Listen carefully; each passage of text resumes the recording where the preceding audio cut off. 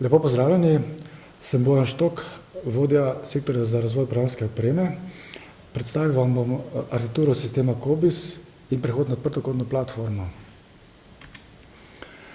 Verjetno večina od vas pozna sistem COBIS iz uporabniškega vidika. Danes pa bi si pogledali, kako stvari tečejo v ozadju, kakšna je arhitektura sistema COBIS, kako se je spreminjala uporabna tehnologija v programski opremi COBIS 2 in COBIS 3, ter kakšno tehnologijo nameravamo uporabiti pri razvoju programske opreme COBIS 4. Razvoj programske opreme COBIS 2 se je začel v 80 letih prejšnjega stoletja. Takrat, če ni bilo interneta, Linux in Windows strežnikov, na univerzi v Mariboru, univerzi v Ljubljani so takrat prevladovali strežniki VAX VMS. Zaradi razširjenosti VAX VMS sistemov je bila programska oprema za COBIS 2 razvita na tej platformi. Namesto relacijskih baz se je uporabljal sistem za delo z datečnim sistemom imenovan Record Management System, ki je bil del operacijskega sistema VMS. Tudi iskalni stroj, ki smo takrat razvili, je temeljil na uporabi sistema RMS. Sistemi VMS so bili v tistem času zelo napredni. Zaradi uporabljanja VMS tehnologije pa ni bila možna migracija programske opreme COBIS 2 na noben drug operacijski sistem. Katalizacija je bila dvoslojna aplikacija, uporabniški vmesnik in poslovna logika sta bila ločen sloj, drug sloj pa je bil modul za dostop do podatkov. Do podatkov smo dostopali preko mrežnega protokola DECnet, kasneje s pojavom interneta pa preko TCP/IP. COBIS opak je bila trislojna aplikacija. Za tisti čas je bila to tehnološka novost, saj je bil uporabniški vmesnik ločen od poslovne logike in podatkov. Za povezavo med sloji se uporablja mrežni protokol DECnet, kasneje pa TCP/IP. Uporabniški vmesnik je bil implementiran v 3 verzijah. Terminalska verzija, ta je bila najbolj uporabljena, desktop verzija za Windows računalnike in spletna verzija. Leta 1997 smo sprejeli odločitev o tehnološki prenovi sistema COBIS in za začetek razvoja programske opreme COBIS 3. Glavna cilja nove programske opreme COBIS 3 sta bila grafični uporabniški vmesnik in neodvisnost programske opreme COBIS 3 od operacijskega sistema.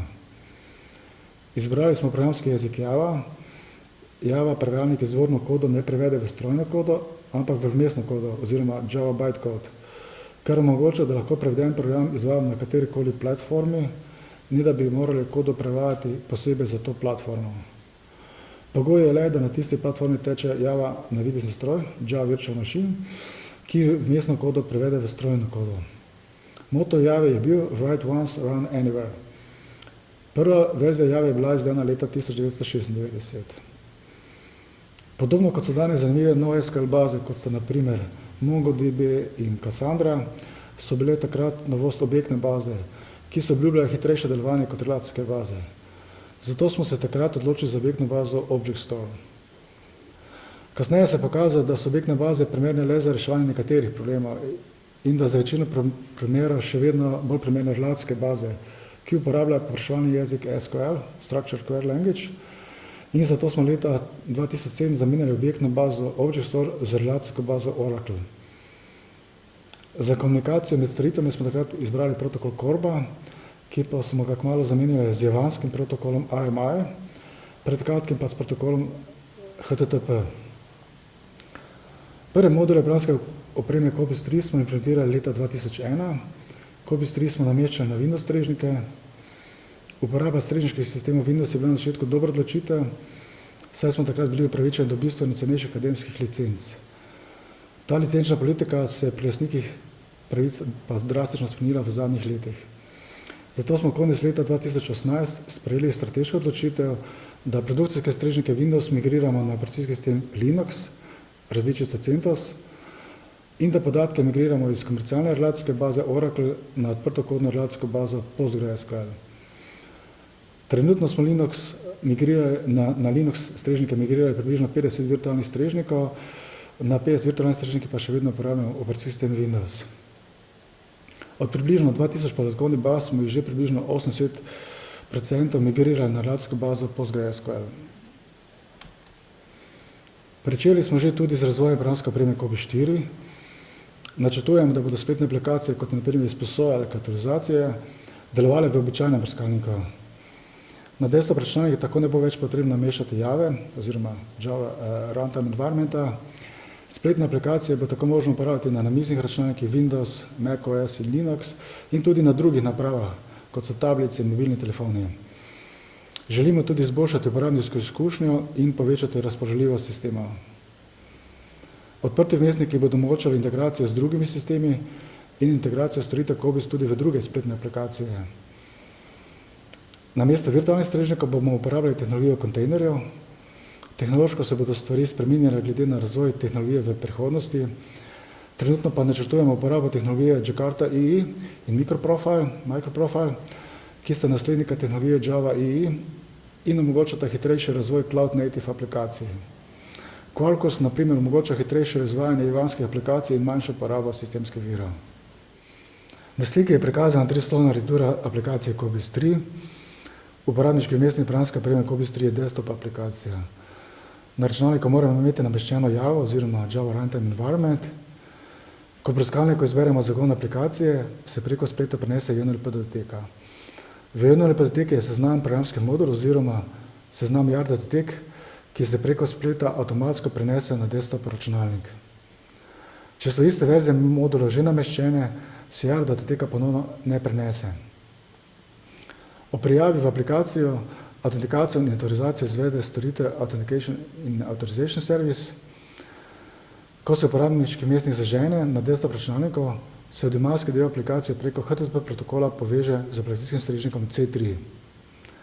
Za vsako knjižnico teče ločen aplikacijski strežnik in vsaka knjižnica ima tudi svojo C3 bazo podatkov.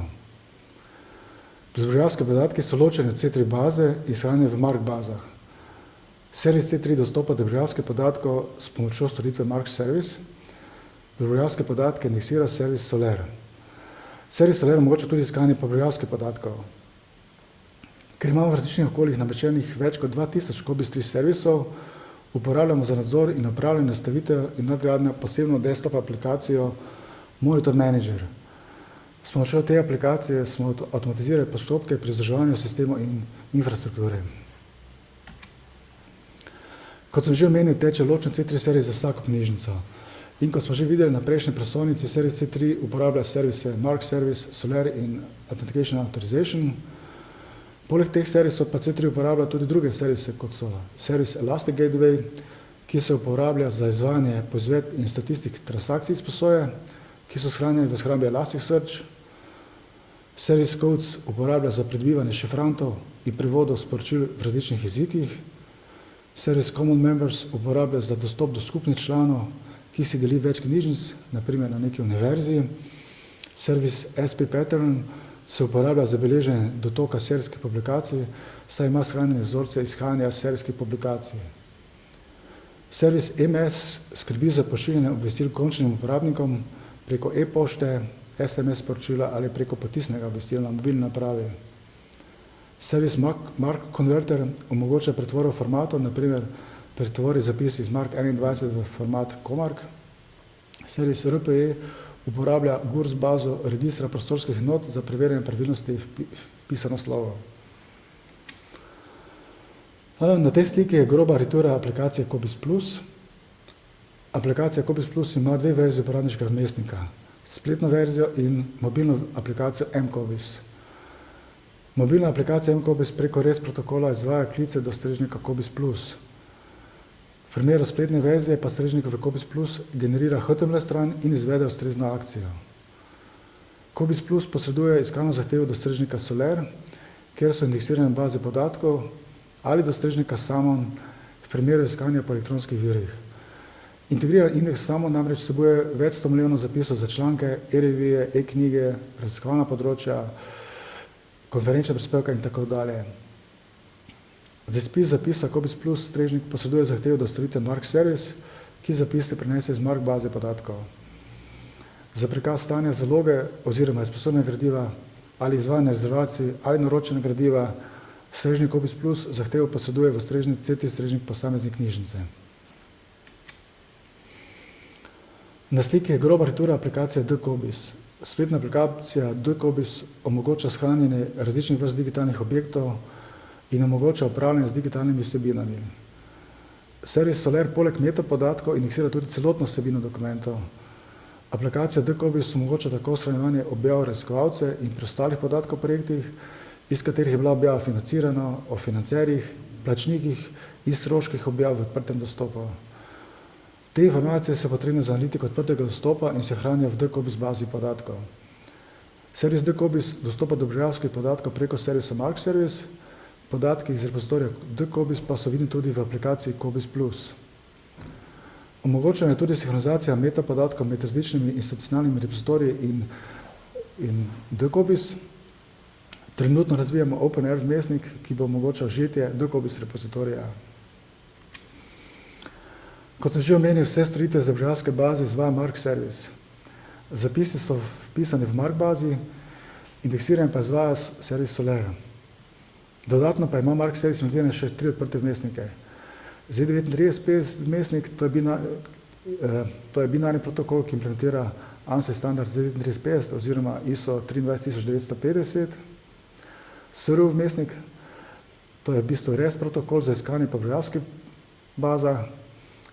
OAI-PMH protokol za žetje novih obžalovskih podatkov. Tako je lahko katerakoli obžalovska baza dostopna po kateremkoli od teh 3 protokolov. Podatke članic so shranjeni v C3 bazi podatkov za posamezne knjižnice.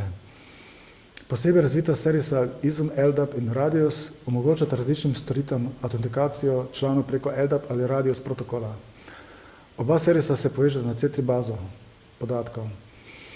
Autentikacijo v LDAP tako lahko uporabljamo na primer za odpiranje vrat, za autentikacijo člana v Wi-Fi omrežje, pritiska na tiskalnih knjižnicah in tako dalje. COBIS Plus na primer uporablja za prijavo v moj profil COBIS Shibboleth protokol, ki preveri gesto člana preko servisa LDAP. Postavljenih imamo 5 okolij, in sicer DEF okolje, ki je namenjeno razvojnemu timu za razvoj novih verzij, PP okolje, ki je namenjeno razvojnemu in verifikacijskemu timu pred namestitvijo v produkcijsko okolje, programska oprema, ki je uporablja v knjižnicah, je nameščena v produkcijskem okolju, testno okolje pa imamo postavljeno za določene knjižnice, ki testirajo določene nove funkcionalnosti. Okolje EDO je namenjeno za tečaje. V vsakem okolju imamo nameščene servise COBIS 3, servis COBIS Plus, servis dCOBIS, servis Soler, podatkovne strežnike ter ostale mikroservise. Izjema je okolje EDO, kjer nimamo nameščene aplikacije COBIS Plus in dCOBIS. Vsa ta okolja pa je potrebno vzdrževati in zagotoviti ustrezno strojno in programsko opremo. Za vseh teh 5 okolij uporabljam približno 50 Windows in 50 Linux virtualnih strežnikov. Na teh 100 in več strežnikih teče več kot 2000 COBIS 3 servisov, več kot 10 COBIS Plus in dCOBIS servisov. Baze PostgreSQL so nameščene na več kot 20 PostgreSQL strežnikih, ki delujejo v načinu master-slave, torej dejansko 40 strežnikov. Uporabljam pa tudi 6 Oracle baz, v katerih je več shem. Za iskanje uporabljam več kot 10 Soler in 10 Elasticsearch servisov. Poleg tega imamo nameščenih še več kot 100 drugih mikroservisov, kot so Mark servisi, AA servis, MS servis in številni drugi servisi. Da bi takšna infrastruktura delovala čim bolje, si pomagamo z orodji Nagios in Prometheus, ki nam omogočata nadzor nad delovanjem servisov, alarmiranje v primeru napake ter zbiranje števcev oziroma merjenje performans in iskanje preobremenjenih delov sistema.